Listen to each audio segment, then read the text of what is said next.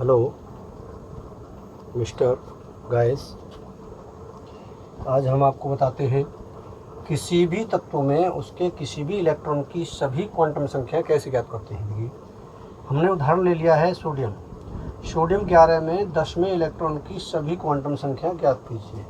तो देखिए कैसे करते हैं। सबसे पहले इसका इलेक्ट्रॉन विन्यास करते हैं। इलेक्ट्रॉन विन्यास जब करेंगे SPDF हम करेंगे, ध्यान रखना है। इलेक्ट्रॉन विन्यास कर लें। Na11 is equal 1s2 2s2 2p6 3s, देखिए 10 और 1 11।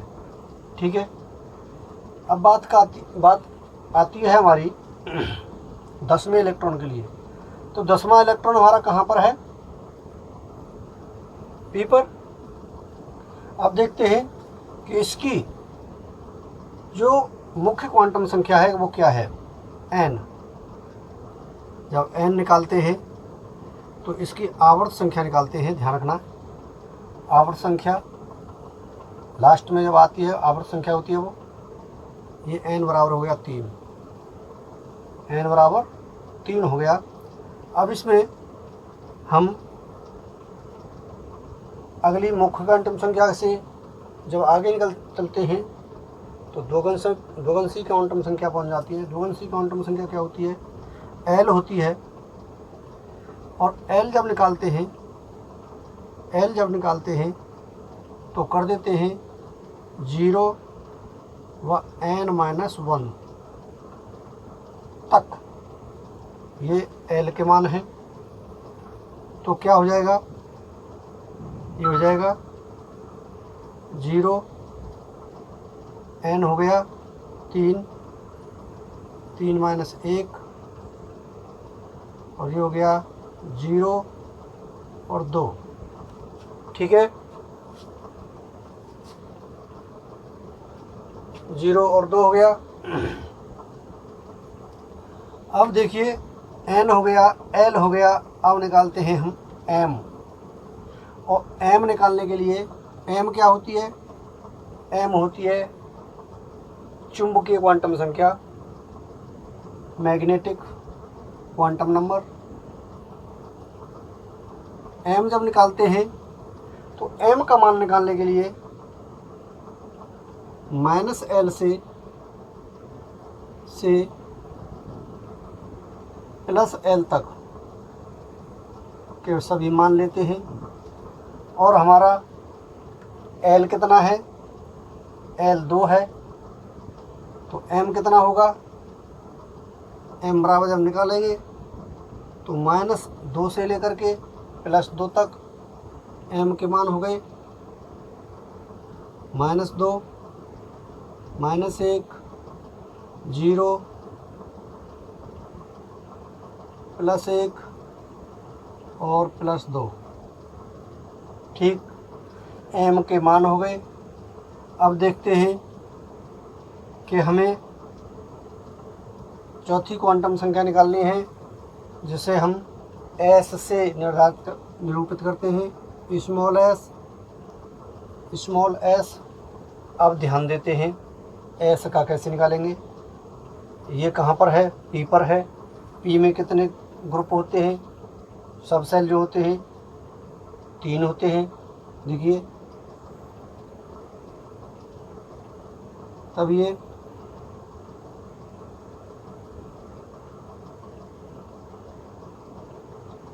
एक इलेक्ट्रॉन भर दिया, दूसरा भी भर दिया, तीसरा भी भर दिया।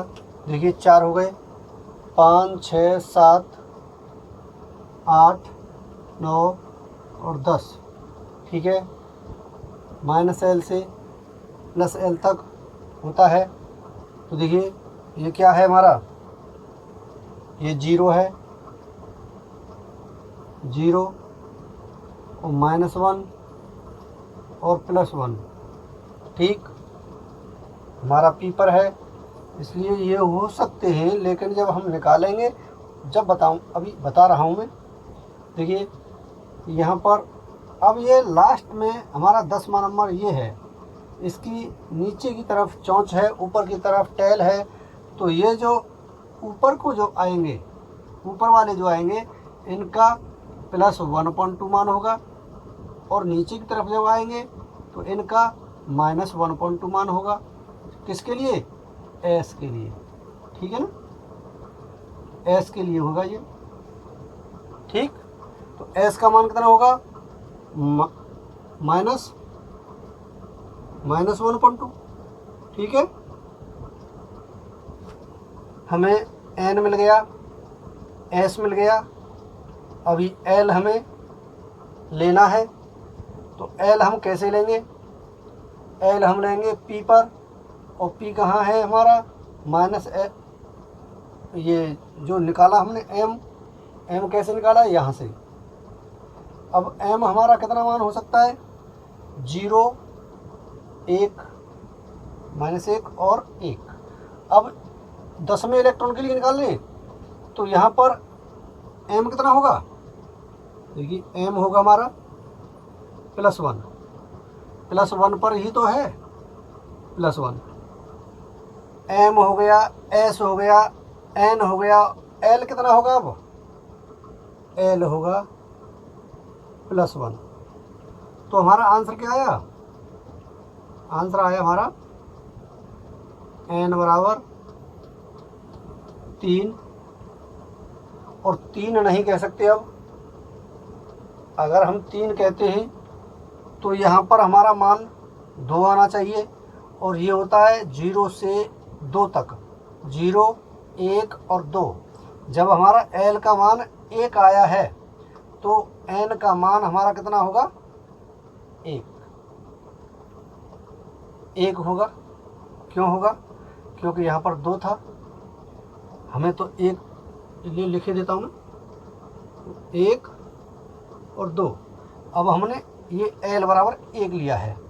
ठीक है, l बराबर 1 है, तो m बराबर -l से +l तक, -1 से +1 तक लिया हमने, ये लिया।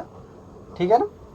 अब हम s बताते हैं, तो s भी मैंने बता दिया। नीचे की तरफ उसकी चोंच हो और ऊपर की तरफ पूंछ हो, तो ये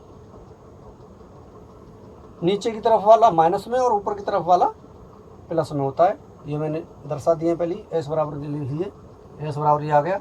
m बराबर हमारा निकाला यहाँ से, m 10वां इलेक्ट्रॉन कहाँ पर है? +1 पर है, +1 आ गया। l बराबर कहाँ आ गया? +1 है, +1 आ गया। n बराबर कितना हो गया?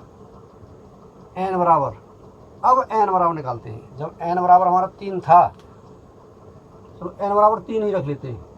ठीक है, 2 भी हो जाएगा यहाँ, लेकिन आवर्त पूरा रखते हैं। n बराबर 2, वो 3, और l बराबर +1, m बराबर +1, और s बराबर -1.2। ठीक है, इस तरह आपके आंसर हो सकते हैं। देखिए, यहाँ पर फिर कंफ्यूज हो जाएंगे, इसलिए मैं 2 ही लिख देता हूँ,